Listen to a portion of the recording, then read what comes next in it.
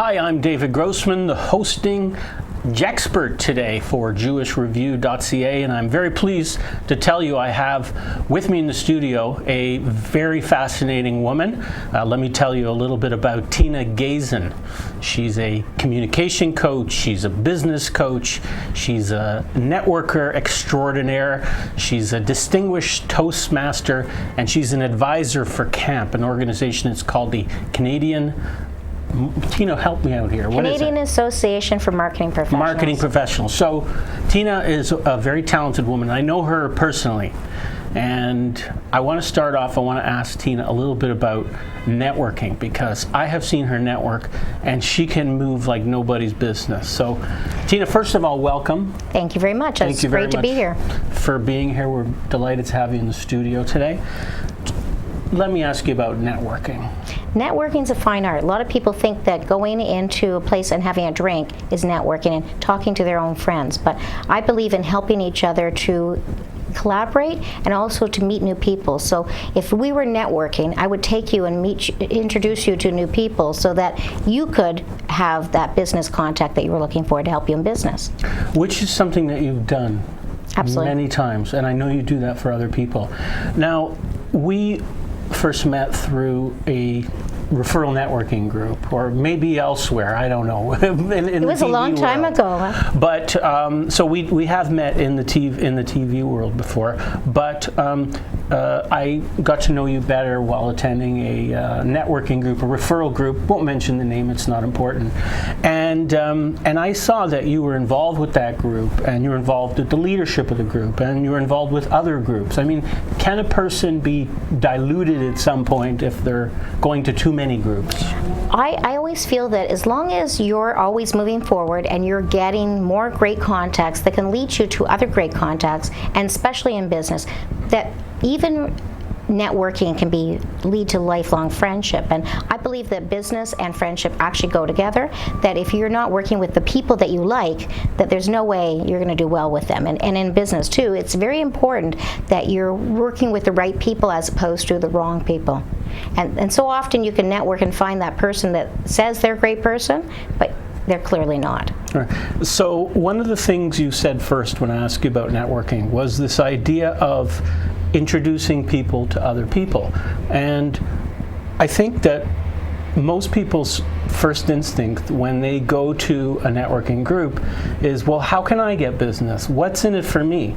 And the first thing you said was introducing people to other people. So you're thinking about other people first. What's that all about? Well, I believe that if you help others, it comes back to you tenfold. So it's like tikkun olam. You give to others and it will come back to you. So I always believe in giving back, and I always believe in helping others. And if you go with the attitude that it's always about me, then you're gonna it's gonna be just about you. You're never gonna collaborate, you're never gonna grow your business, and you'll never have the greatness that you want. So I always believe in helping others. And by just introducing one person to you or to the other person, then now all of a sudden you're starting to build a network, and you can build a great group of people. So I always like that. That's who I am and what I believe in. Right. And those people will think of you. Absolutely. Right? I mean, if you're helping me by introducing me to people that I can do business with, or that I can help, and vice versa, then I'm thinking, wow, that was nice of Tina. You know? But the reverse happens also. So if I'm always just helping you and you're never helping me back, that's a one-way street that it's not going to cause further collaboration and excitement for business. So. Right. So eventually things will die off. Absolutely. If there's no reciprocation. But people can't always drum up leads, but they can. I don't believe in drumming up leads. Right. I believe, and there's a lot of places that do that, but I believe that you make your own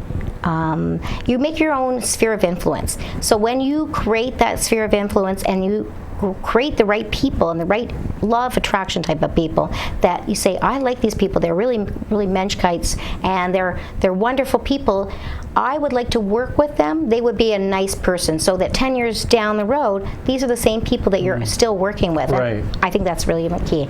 Yeah, that's a very powerful idea. I mean, we can meet a lot of people in a day or a week, but how many people do we really, form long-lasting relationships with? And the thing is with that is sometimes there are the me peoples. They're the ones that also look in the mirror when they walk by the mirror and say, aren't I great? Aren't I wonderful? But I've never been like that. I've always been about, if I help somebody else to grow, then their business will grow, and then that'll make me happy. Right, for sure. And it'll come back to you. Absolutely, we hope so. Yeah. Tell us about your work as a communication coach and a business coach. What are some of the types of things you're doing with people? With that, my life seems to evolve, and when I sort of fell into Toastmasters, and that's how I started as a communication coach, I was not looking to do any communications. I always was a leader. I did leadership many decades, but I liked communications, and one of the things that people are really afraid of is public speaking. False evidence appearing real, they rather throw up, they rather have their head in the toilet, and they rather die than speak in front of a crowd, in front of a camera, anything like that. So one of the things that I thought was really key with that was there's also a lot of people that come from other countries that are not confident in English, and I can help them. But I'm finding over the years there's a lot of people that just are terrified about talking. Even they call it their 60-second pitch for in business, and they just don't even know. They're drumming things and they're pulling things, and they're really distracted, and they really just don't know how to stay calm and just talk. Well, you invited me out to a Toastmasters event not that long ago, and it was great fun. I mean, it really is, I think, an important skill for people to have, to know how to get up and... Well, I think the thing with Toastmasters is if you're a great leader before, that's a great place to be. If you're a great communicator, that's great too, because you will learn and grow. A lot of times people will use filler words, ums, ahs, but, and my favorite, so. And when you do that, you're not paying attention to that, so just cognizant of what you're saying and how you're saying, your body language, your gestures. It's really quite interesting. Right. So it's very powerful because Absolutely. It will help you refine. And if you do want to be in a leadership position, you need to know how to present, because people watch when you're standing up, if you're saying and they actually count your ums. Do they not? For sure they do. But there's evaluations on how your prepared speech, or there's a thing called table topics where you actually can talk off the cuff about something you probably don't even remember that you were going to talk about, and it helps you to sort of think differently on your feet. Right. It's like going on an elevator, talking to that person, because we usually don't talk, and saying, hi, how are you, and a little bit about that, about yourself, and how to connect with other people. And I like it. It's great fun. Right. Very good, important skills to have. Talk to us about Fill the Room. What is that all about? Fill the Room came to be over decades of helping other companies to have marketing, and marketing was having events and creating really a big buzz about these events. So some were fundraising events, some were having an author there and having a book launch, but Fill the Room it's an event planning, event promotion company, but I help you spread the word about what you do. So it's not Tina Gaisin, it's about filling the room and other people's rooms. So sometimes that's social media, sometimes that's old school press releases and just getting the word out, but I love helping others, and that's who I am and what I've always been. And Fill the Room was actually 3 people in a room that all came up with the name at the same time, so that was very strong to me, and I knew I had to have that word and that name for the company. But Fill the Room is about things that I don't even know are coming to towards me, but they could be a roadshow, they can be a gala. I also do weddings and bar mitzvahs and bat mitzvahs too, and the fun events, but the corporate events, they're the ones that are ongoing. It's not just a one-time event, it's ongoing. So helping you to spread the word about what you do, and also maybe coaching you on the right way to say it sometimes too. So. Right. Well, I think that events are huge. I'm a big believer in events. I did a lot of email marketing for a while, and after a while, people get tired, they don't want to read it, but if they see that there's an event going on where they can go out and meet new people, that takes things to a whole new level. And it may not be all about promoting your business, but maybe some kind of an event where you're a sponsor, or you have a floor or an opportunity, but it's more of a networking thing. I'm a big believer in that. Well, I always believe that people say you're finding your target market, and I always believe it's your ideal client, because your ideal client is actually more than just skin and bones. But if I can get your ideal client and a whole bunch of them in a room, that are interested in what you have to say, then you're able to capitalize on that, and then there's a follow through. So to whatever the next thing is. And truly believe that collaboration is the way to do this in business, and that's just a cool way of doing it. And what's your involvement with the Canadian Association of Marketing Professionals? CAMP, as we lovingly call them, is just an amazing organization. It started a year ago, so it's actually 1 year old. And in that time, it took 2 years in the making. And in that time, there was a whole bunch of focus groups ahead of time. And I just love what they had to do. They're positive. They're a great group of people. It's going to expand across Canada. And I said, I'm in. And they said, Tina, we'd love to have you. And here I'm here to help people who are anything to do with marketing. If you're an entrepreneur, or you're an old marketer, more experienced, or you're just learning, there's a lot of educational seminars, and there's a lot of benefits. And we're going to have Camp Awards in October, so it'll be fun. Well, I've been to a couple of their events, and it is a lot of fun. It's a great way to learn and network. How important is it if you go to a networking event and you meet people? People are famous. They go around, they collect business cards. And then what? And then there's no follow-up. And so a lot of people do that. So I'm one of those with Castle Law, Canadian anti-spam law. You have to actually keep the business cards now just to prove that you got express consent to meet them. But I love connecting with people. So I use LinkedIn as a great business tool. I'll use Twitter, I'll use Facebook, and I will use email. But I love to connect with people that mean something. And people always say I like to write their names, but I connect with them right away, and just to get that connection and then work with them. And it may be a long process to get that connection, to meet with them for coffee or to do some business with them, but I believe it's important to connect right away. I think if you can go to one of these events, and even if you pick up a half a dozen cards, but if you can actually connect with one person, at least, from every event, and then build something that you can sustain long term, that it could be a huge win, bringing all those new people in and sharing. And it's true, and it's funny that what you plant today sometimes is the seeds are sown like a year after. I had somebody contact me just recently who I met 3 years ago, and they contacted me and said, I need your help. Are you still doing Fill the Room? And she's actually a brand new school that's opening in Richmond Hill, and it's a private school. And I just thought it was very interesting, because as long as you're following up with the people, and you every once in a while you contact them, whatever way they feel confident with, it's amazing how they'll come back in your life. And people are coming back in my life from 20 years ago, which is very interesting too. So, what I started doing recently is inviting people that I'd meet at one event, invite them to the next event. So now, you're helping them expand their network. Absolutely. And it's not a hard thing to do. So we started a mastermind group too, which was business people that wanted to help each other. And so the motto is different, because the motto now is, instead of how you can help me, it's how I can help you. And I truly believe that's a great motto. That is a great motto. Absolutely.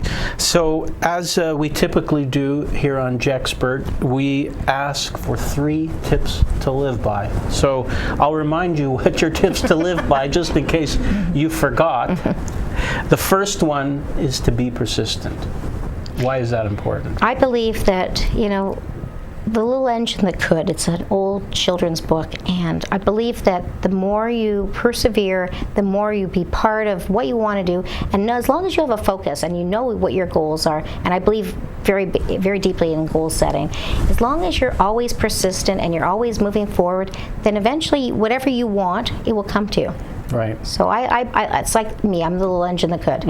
That's the key, isn't it? Absolutely. Picking something and sticking with it, because if you're veering all over the place. Well, what happens is when you want to achieve something, that's usually when you fail. So, or you say, I don't want to do it anymore, quit. So that's why being persistent, you need to stick. If you're long-term thinking, just stay on your path. There'll be distractions, but stay on your path. Tip number 2, have passion. If you were just like a plain Jane and just boring all the time, then nobody's interested in hearing what you have to say. You need to have passion about everything you do in life. You need to have passion that every single morning when you wake up, it's a great day to be alive. It's awesome to be here. And in business and in your personal life, you'll have balance. So having passion is huge, very huge. Now, to have passion, though, isn't it important the choices that you make. So for example, you can do, somebody can invite you or tell you to do this, and somebody can invite you to tell you, so you make a choice. Absolutely. You have to make a choice all the time. So isn't it important that you choose the things that excite you? And well, but sometimes your path and the things you choose may be the wrong path, but you need to have a lesson learned from it. So sometimes going in the wrong direction gets you back to the right fork and going in the right direction. So yes, I totally believe that. I always believe in the goodness in people until they prove me wrong. Right, right. That's a good segue into the third tip, which is love your fellow colleagues, friends, and family, and help them. So, you can't always choose your family. You can choose your friends and you can choose your business people. But when you have, again, it's growth areas, great growth areas in your life. So if you have a family member that's driving you crazy, or a business person that's driving you crazy, maybe you have to do something different in your life so that you change what you do as opposed to trying to change others. So I believe that everybody is a wonderful person. Again, they're a wonderful person unless they prove totally wrong. And having integrity and honesty, really key. Totally key. Right. I find sometimes when you give people the benefit of the doubt too, they will come through for you if you know that you're giving them an opportunity to make good on their promises and Absolutely. not, knock them down the first time it looks like maybe they've disappointed or failed. Then they will step up as well. We hope so. Yeah, we definitely hope so.